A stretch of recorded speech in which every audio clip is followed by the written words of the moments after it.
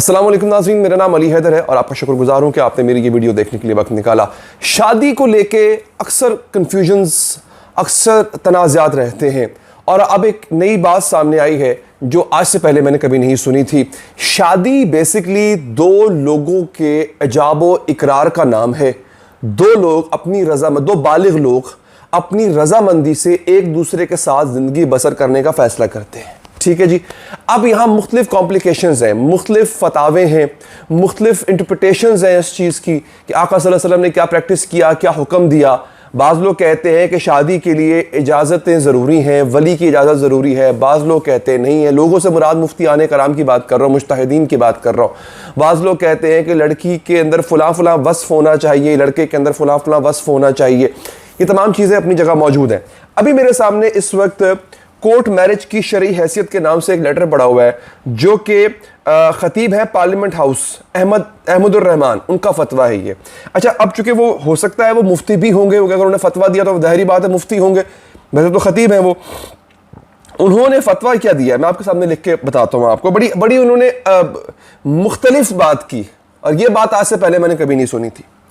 वो लिखते हैं, हदीस शरीफ है, सैयदा आयशा सिद्दीक़ा रज़ी अल्लाह ताला अन्हा फरमाती हैं कि हुज़ूर अकरम सल्लल्लाहु अलैहि वसल्लम ने 3 मरतबा इरशाद फरमाया कि वली यानी सरपरस्त की इजाज़त के बगैर जिस औरत ने निकाह किया इसका निकाह बातिल है, बातिल है, बातिल है। फिर आगे वो हदीस से एक और कोट कर रहे हैं। अबू हुरैरा इरशाद फरमाते हैं, औरत किसी औरत का निकाह न करे और ना ही औरत अपना निकाह खुद करे। अगर औरत खुद निकाह करेगी तो जना में मुलव्वस रहेगी। अच्छा, अब ये हवाला दिया गया है इब्न माजा का। फिर आगे तीसरी दफ़ा फरमाते हैं, उन्होंने लिखा है, तीसरी हदीस उन्होंने कोट की है, हज़रत अबू मूसा नबी अकरम सल्लल्लाहु अलैहि वसल्लम से रिवायत नकल फरमाते हैं, वली की इजाज़त के बगैर निकाह नहीं होता।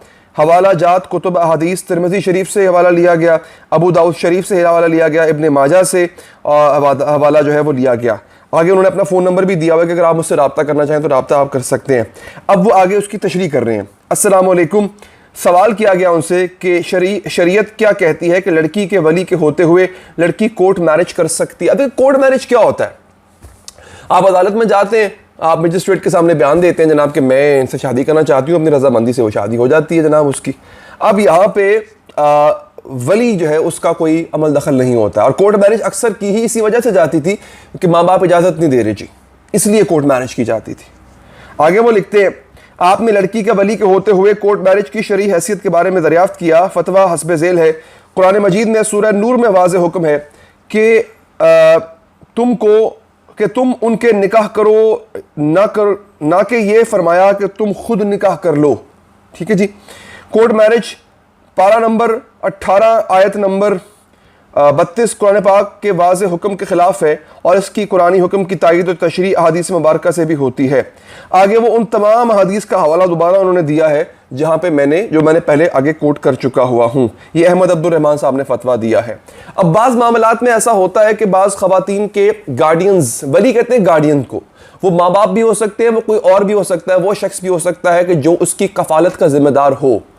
अच्छा, लेकिन सवाल यहाँ पे ये है कि क्या एक बालिग आकिल शख्स, ख़ास तौर पे लड़की अगर है, तो क्या वो इस तरह से अपना फ़ैसला ले सकती है?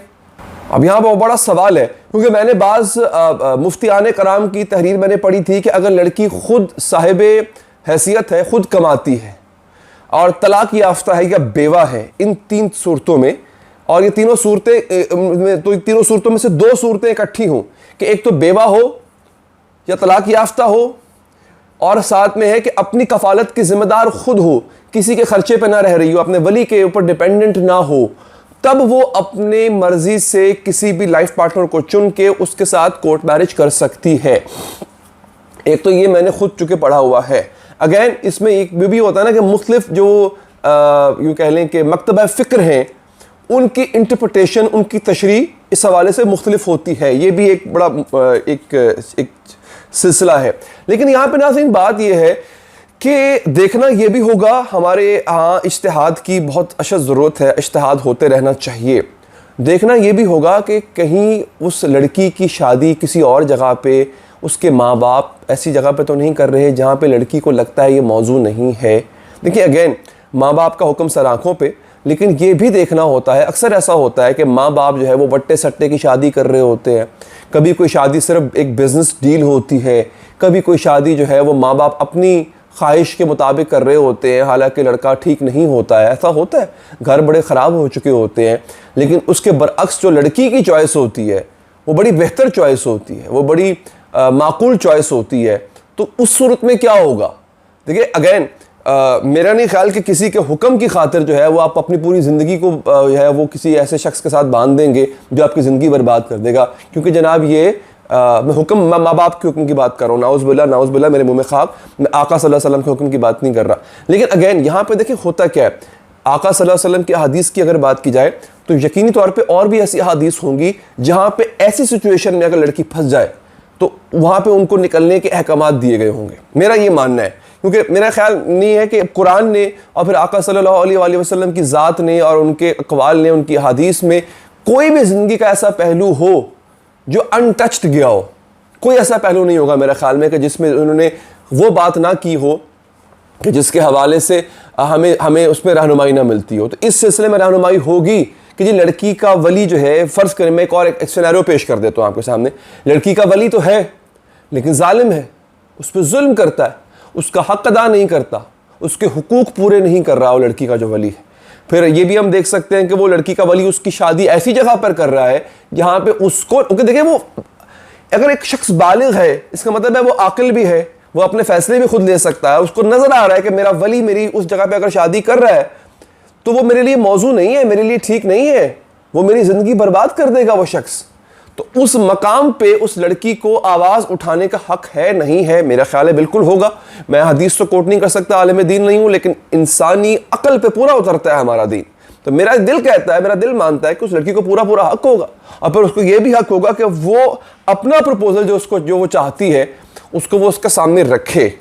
तो ये एक बड़ी इंपॉर्टेंट चीज़ है। और अगेन जो मैंने आप आगाज़ में बात की थी कि लड़की जो है वो खुद कफ़ील हो, वो अपना ये फ़ैसला ले सकती है, तो उसमें सबसे बड़ी मिसाल हमारे सामने हज़रत बीबी खुतैजा सलामुल्लाह अलैहा की है कि उन्होंने अपना प्रपोज़ल खुद भिजवाया था आका सल्लल्लाहु अलैहि वसल्लम को। तो ये एक बड़ी हमारे सामने एग्जाम्पल है।